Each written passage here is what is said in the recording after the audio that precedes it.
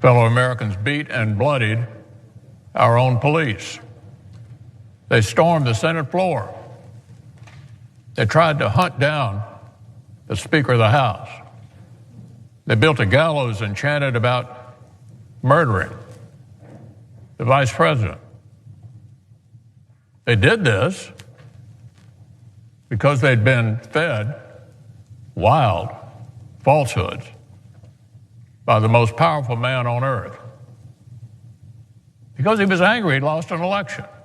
There's no question, none, that President Trump is practically and morally responsible for provoking the events of the day. No question about it. No question about it. That is Mitch McConnell criticizing Donald Trump in the wake of the insurrection, saying that he was practically and morally responsible for it. It was a strong stance. Mitch McConnell wasn't taking it anymore for a little while. And then a few weeks went by and he made clear that he would support Donald Trump once again were he to run for president, despite all of that insurrection and coup stuff. And recently, Axios reporter Jonathan Swan sat down with Mitch McConnell and asked him about that flip-flop. How do you go from saying that to 2 weeks later saying you'd absolutely support Donald Trump if he's the Republican nominee in 2024? Well, as the Republican leader of the Senate, it should not be a front-page headline that I will support the Republican nominee for president. After you've said that about him, I think it's astonishing. I think I have an obligation to support the nominee of my party. What you say matters. You're a very important voice in this country. You're the leader of your party, and you seem to hold two concurrent, conflicted positions, which is not at all inconsistent.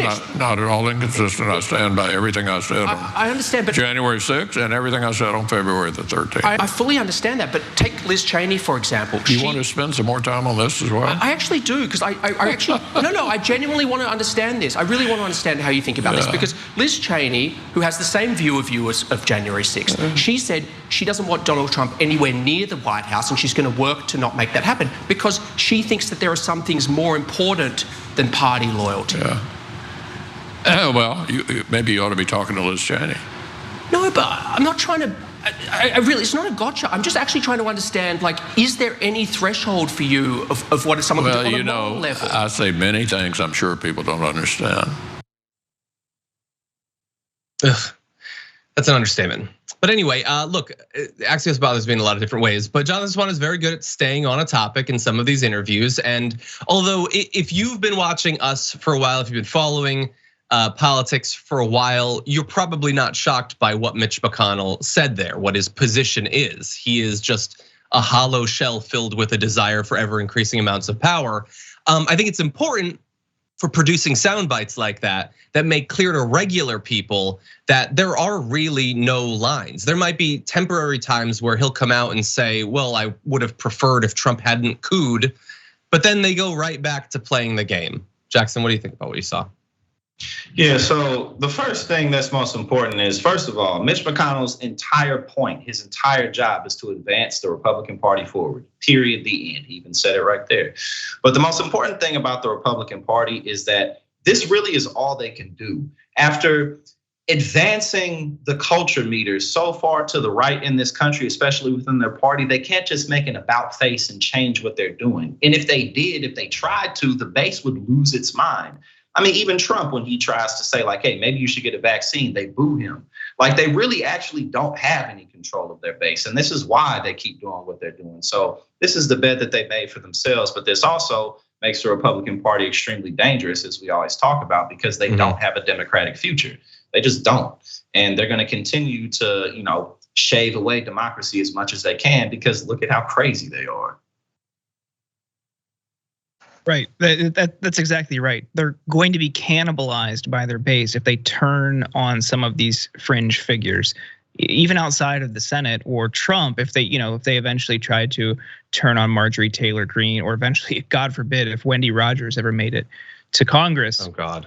Trying to distance themselves from her, because these people have figured out that there is a critical mass of lunatics in this country who will support them, donate to their campaign, and they got their backs just because they're all collectively brain poisoned from Facebook, from watching Newsmax and OAN and Fox for years.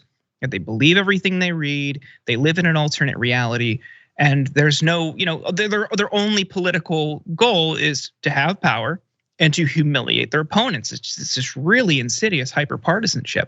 And McConnell, not that anyone ever accused him of having a spine or having integrity, he doesn't care. This just shows he's only motivated by power and control. Yeah. No matter who the vehicle is that gets them there, he does not matter. And we'll get into more of that, but it's just they don't care. I wish Democrats could sometimes be as ruthless, because we just see this feckless leadership on the Democratic side. And it's like, oh, they can't do anything. Well, let me give you my view of what happened January the 6th. And we're here. We saw what happened. It was a violent insurrection for the purpose of trying to prevent the peaceful transfer of power after a legitimately certified election from one administration to the next. That's what it was. With regard to the suggestion that the RNC should be in the business of picking and choosing Republicans who ought to be supported, traditionally the view of the national party committees is that we support all members of our party, regardless of their positions on some issues. The issue is whether or not the RNC should be sort of singling out members of our party who may have different views from the majority. That's not the job of the RNC.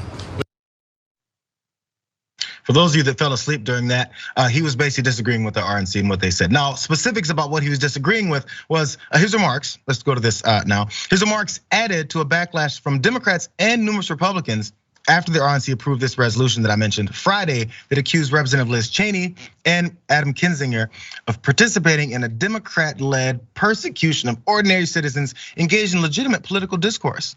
Obviously, that's about January 6th. Cheney and Kinzinger are the only Republican members of the House panel, as we also know. So also McConnell's comments, they come in contrast with those of House Minority Leader Kevin McCarthy, known spineless Republican, who has evaded questions about the RNC's depiction of January 6th.